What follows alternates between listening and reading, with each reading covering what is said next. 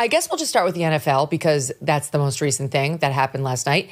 It was my husband's Eagles against the Dallas Cowboys, and the Eagles won. And here's what got my attention. My pal Greg Kelly was over on Newsmax, and I love Greg. We go way back. He was I think he was actually the very first guy I ever shared an office with at my very first day at Fox News back in August of 2004.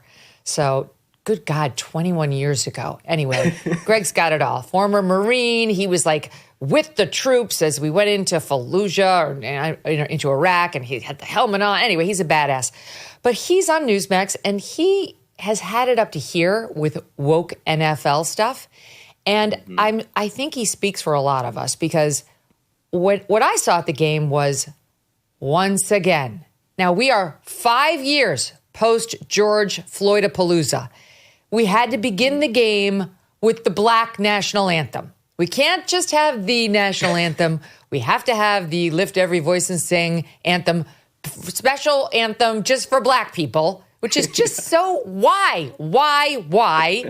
And then here was Greg Kelly weighing in on how he's had it up to here with the NFL in general. I can't stand the NFL. I'm boycotting football basically forever. They helped ruin this country. All right, they came pretty damn close. During an election year, they called for immediate change. I don't need it, and I don't think you do either. There are so many better things we could do with our time. Look, I like football, the sport. I played it as a little kid on the Pee Wee League, you know?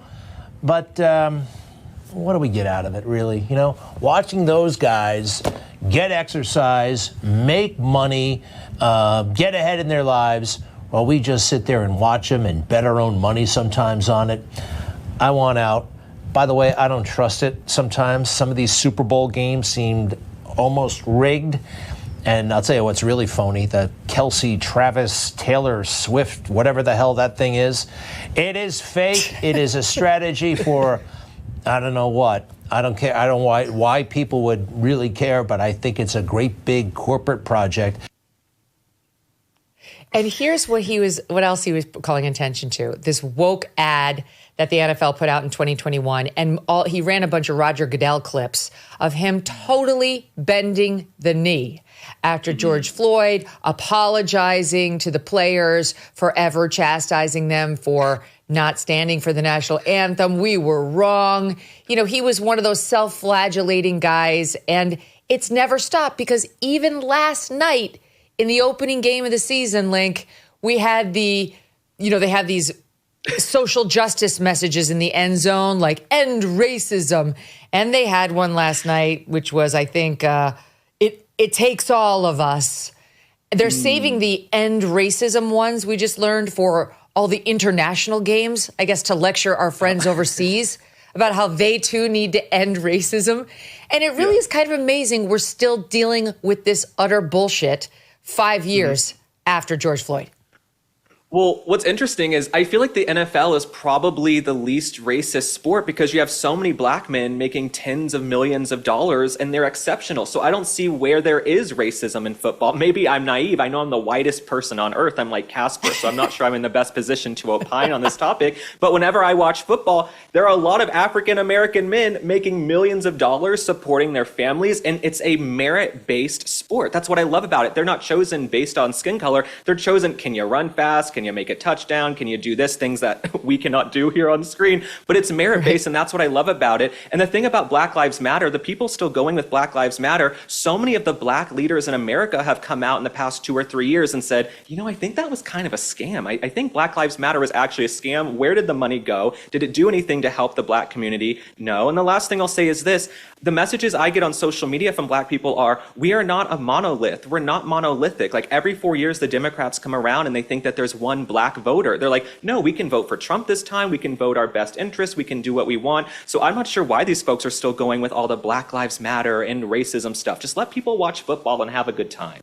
I know. What do they think they're doing? The country has had enough of this. It's such a pander.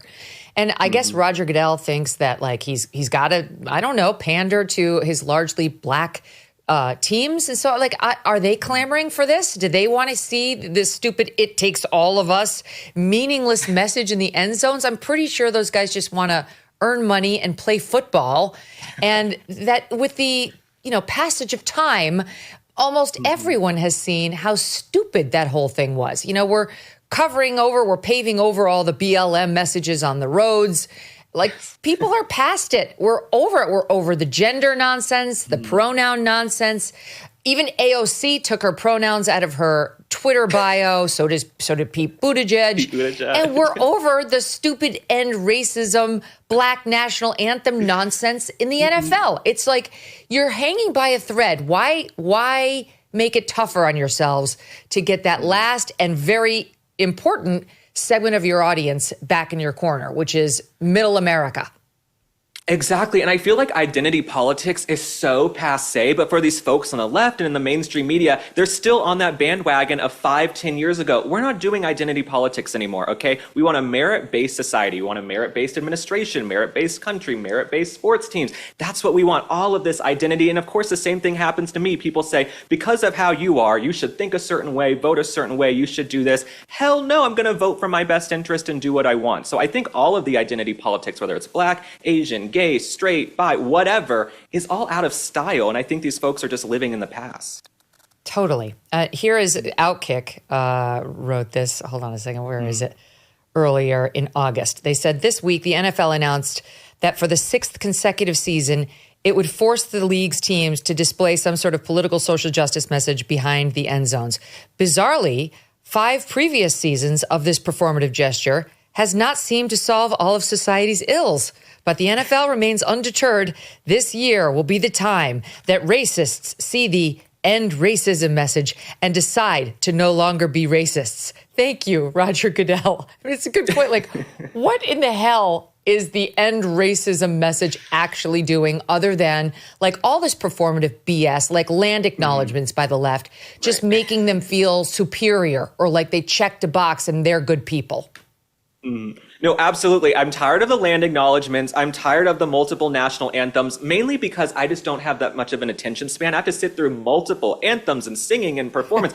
Let's do one national anthem and then let's get on with the game. Okay, let's get on with it and stop all the shenanigans. We don't need multiple national anthems. I also think, yes, there are people who are racist in this country. But when you travel across the country, a majority of Americans get along. They just want to pay their bills, feed their kids, take care of a loved one, have their kids go to school and not get indoctrinated. People aren't that focused on each other in general. So all of this focus on racism to me is just a little bit ridiculous, especially at a sporting event where you have people of all different backgrounds and persuasions coming together under one roof. And sports is the #1 unifier and equalizer. So why do you even need the end racism message? So all of it's just a bunch of buffoonery to me. It doesn't make any sense, but maybe it just shouldn't. I'm not a big sports person. Who knows? Well, the NFL would never consider DEI amongst its players. Right. Never. Exactly. I mean, what are you going to have a bunch of like 5'5" Asian men out there who weigh less than I do?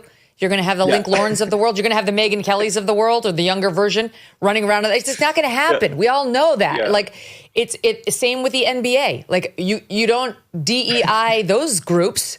You just got to DEI any sport that's dominated by, I guess, white people, which is just all of it is just so fucked up and wrong. I'm a DEI hire. I'm a DEI hire at MK Media because I'm also blonde, and there are a lot of blondes cropping up at MK Media. So you have to be blonde. You have to be aggressive. You do, and you have to be attractive. There's an attractiveness quotient. I'm not going to lie. I don't want to stare at unattractive people all day. Okay, there was some drama. I'm just raising this now because it's going to come back in our next chat, which is also sports. Also sports. We're going to move on to tennis in a second. There was drama last night because there was a big player named Jalen Carter for the Eagles who got kicked out of the game, opening game of the season, because he spat on another player. Let's see it. Do we have it? Yeah. Okay, so now here it starts with, you can see Carter, but it starts with the player for the Cowboys who's named Dak Prescott. He does like a little spit first. There's the big spit. We're going to replay it. Here's his spit. Here's the Cowboys spit. It's not exactly at the Eagle, but it's directionally at. And now here's the one by Carter that directly spat at the Cowboy, getting him ejected from the game, Link Lauren. And I have to say, very poor showing. Poor Doug. I'm constantly razzing him about the Eagles because I'm still not over the fact they hired Michael Vick, dog torturer, who just did the most vile, terrible things to a bunch of dogs for a very, very long time. And I was never satisfied he was truly sorry. But in any event, there they go again, behaving terribly, actually spitting on each other before the game starts, Link. No, I know. As someone from Dallas, I think I'm a little bit embarrassed by all of this. But yeah, no, there's something very homoerotic about it. I mean, what are these men doing, spitting on each other and getting each other's faces? If someone's going to spit on me, you better buy me a drink first, okay? I want diamonds, okay? Like, if you're going to spit in my face, please, absolutely not. So no, there's something very homoerotic and like Grecian about it, like they're in the Parthenon. I love it. I think more spitting and more bumping of the chest. I want to know what happened afterward. That's what I want to know. When inflation jumps, when you hear the national debt is over $37 trillion, do you ever think maybe now would be a good time to buy some gold? Well, you'd be right. Whether as a hedge against inflation, peace of mind during global instability, or just for sensible diversification, Birch Gold Group believes every American should own physical gold. And so they created something special. Until September 30th, if you're a first-time gold buyer, Birch Gold is offering a rebate of up to $10,000 in free metals on qualifying purchases. To claim eligibility and start the process, request an info kit right now. Just text MK to 989898. Plus, Birch Gold can help you roll an existing IRA or 401k into an IRA in gold, and you're still eligible for a rebate in free metals of up to 10 grand. So make right now your first time to buy gold and take advantage of a rebate up to $10,000 when you buy before September 30th. Text MK to the number 989898 to claim your eligibility and get your free info kit.